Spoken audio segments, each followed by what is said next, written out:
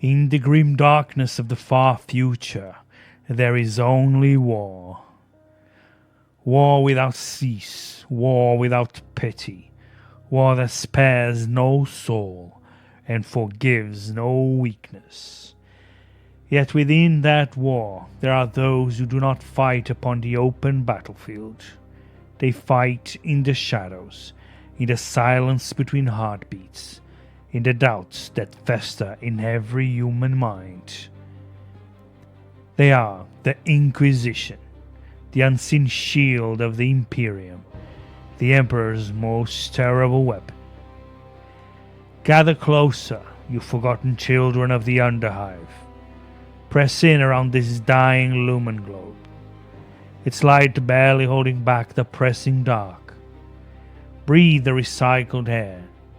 Feel the rust beneath your fingers, for tonight, I, Halex the Shadow, will teach you of the Inquisitors. I was one of them, once, long ago, before the whispers came, before exile claimed me. What is an Inquisitor? Let me tell you plainly, so that even the lowliest sumprat may understand. An Inquisitor is not bound by rank, not bound by law, not bound by planet, sector, or segmentum. They answer only to the Emperor himself and to the cold fire of their own conscience. They wield the inquisitorial rosette, a seal that grants limitless authority. With it, they may command fleets, demand tides from worlds, order exterminators, and reduce a planet to glowing slag, or spare a single soul, if they deem it worthy. The Inquisition is vast, yet divided into Great Ordos. The Ordo Malleus, the Demon Hunters, my own Ordo. We stared into the warp, faced things that should shatter lesser minds, armed with faith, stormbolters, and the aid of Grey Knights. The Ordo Hereticus, the Witch Hunters, scourge of the mutant, the heretic, the traitor within. They walk among the ecclesiarchy, watching over even the priests for corruption. The Ordo Xenos, slayers of the alien. They study the Xenos, dissect them, turn their own weapons against them when necessary. There are smaller Ordos too. The Ordo Chronos, lost to time. The Ordo Sicarius, guardians against assassins. The Ordo Originata, policing the Inquisition itself. But names and titles mean little until you know the souls who bore them. Let me tell you of the greatest, the most infamous, so that you may understand what it truly means to be an Inquisitor. First, Gregor Eisenhorn, a name spoke in hushed tones, even within the Ordo. He began as a Puritan of the Ordo Xenos, young, zealous, uncompromising. He hunted Saruthi artifacts, alien devices of terrible power, pursued the heretic Pontius Glaw, whose soul was bound within a crystal. But the galaxy is cruel. It breaks even the strongest. Eisenhorn uncovered the Necrotosh, a book of unspeakable chaos law. In seeking to destroy it, he began to use forbidden methods. He bound demon hosts. Cherubile, a creature of pure malice, became his unwilling servant. He slew the rogue Inquisitor Quixos, a radical who sought to remake the Imperium, yet in victory, Eisenhorn crossed the line. Declared a heretic, Extremis Diabolus, hunted by his own kind. He vanished into the shadows, much as I did, Still fighting, but no longer in the light. His lesson, the path to damnation, is paved with good intentions. Then came his greatest student, Gideon Ravenor, a psyker of terrifying power, also Ordo Xenos, Eisenhorn's protege. On Thracian Primaris, a heretic triumph flare burned him alive. Skin melted, bones charred, only his mind survived, encased forever in a life support throne. From that floating sarcophagus he waged war. His thoughts could crush skulls, his will could bend reality. He hunted the faceless one, Slight, a demon who wore stolen faces, uncovered cults that spanned entire sectors. The Inquisition offered him retirement, a quiet end, on one condition: never use his psychic gifts again. He refused, continued the hunt, his body broken, his soul unbroken. Ravenor teaches that even in ruin, duty endures. Now let me speak of a rarer soul, Inquisitor Amberley Vail. Ordo Xenos, beautiful, deadly, and possessed of a wit sharp enough to cut ceramite. She worked alongside Commissar Caiaphas Cain, the self-proclaimed coward who was braver than most. Together they faced the Necron Tombs awakening, Gene-stealer cults rising, Tyranid vanguard fleets. Vail chronicled Cain's deeds, annotating his memories with footnotes both humorous and damning. She lived long enough, centuries thanks to Rejuvenat, to finally step away from the field. She retired in the truest sense, to quiet chambers, editing archives, preserving knowledge. A scholarly end, almost gentle, almost peaceful. In this galaxy, such mercy is rare indeed.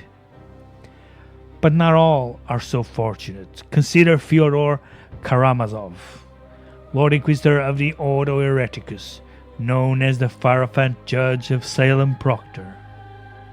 He sat upon a throne of judgment, a massive mechanical walker bristling with weapons. From it he pronounced doom and delivered it in flames.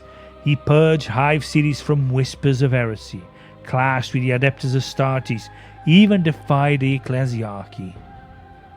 His zeal knew no bounds. He saw corruption everywhere and burned it out. Did he retire? No, he burned until the flames consumed him. A waning warning to us all: purity without wisdom is merely madness. Then there is Ivixia Dannica, Ordo Malleus, demon hunter without peer. Her face replaced by cold augmentics after a battle with a Lord of Change. Her armor inscribed with the Liber Demonica. She wielded a demon hammer said to have banished 1,000 fiends. She fought on worlds lost to the eye of the Terror's edge. Stood beside Grey Knights in their silvered ranks, faced bloodthirsters and keepers of secrets. Her fate remains unknown. Some say she guards ancient seals in the black fortress beyond the light. Others claim she fell, martyred in silence. Like me, she felt the touch of chaos and chose exile over surrender. Do not forget Torquemada Coteaz, warden of the Formosa sector, Ordo Malleus, guardian against the witch and the psyker.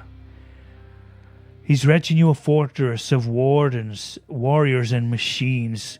His blade, the demon hammer Nemesis, drenched in the ichor of 1,000 demons. He defied even the space wolves during his first war for Armageddon, stood unyielding against chaos. He still serves, ancient now, but unbroken, a living monument to vigilance eternal. And Kyria Draxus, a newer name, Xenos Radical. She wields captured Necron technology, phase blades and ghost weaponry turned against the alien. She blurs the line, much like Eisenhorn before her. Some call her visionary, others heretic in waiting. Her path is still being written, but already it echoes the old tragedies. There are more, so many more. Hector Rex, Katarina Greyfax, Absalom Van, each a legend, each a tragedy, each a mirror of what I once was, and now my own tale, the final piece. I served the Ordo Malleus, hunted demons across a dozen worlds. My retinue feared and loyal.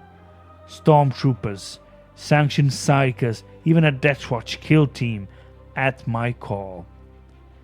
On Vortigern Prime, a hive world choking on its own corruption, we descended into the deepest levels.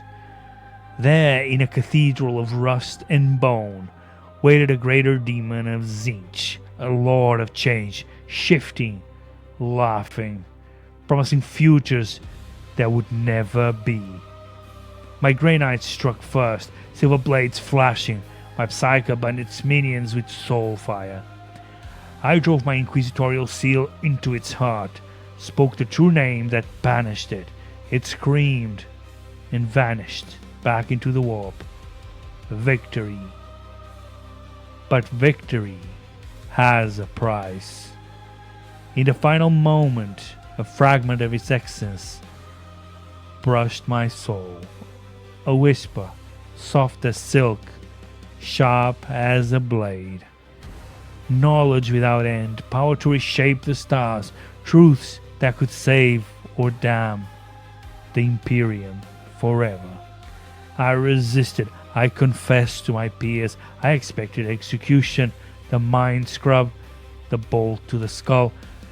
Instead, a single command: retire. Cast aside the rosette, vanish, lest the taint spread. So I came here, to Necromunda, to Hive Primus, to the deepest underhive. Among you, the forgotten, the crushed, the invisible, the whispers still come. In the quiet between your breaths, Zinch calls, urges me to twist these tales into weapons of corruption, but I refuse. Instead, I teach. I tell the stories of the mighty and the lowly, of inquisitors and hive workers, of space marines and gangers, for every life, no matter how small, carries the Emperor's light. And in sharing that light, I keep my own darkness at bay. I am Halex the Shadow, former Inquisitor, exiled storyteller, retired, but never silenced. Now before the lumen globe gutters out, and the darkness claims this alcove once more, hear me clearly, my faithful listeners.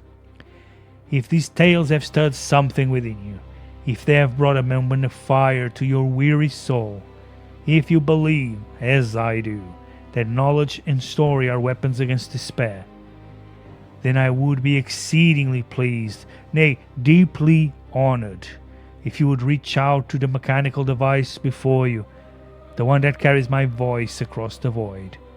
Seek the runes beneath this telling, the icons marked with thumbs held high, with bells, with the word subscribe. Press them.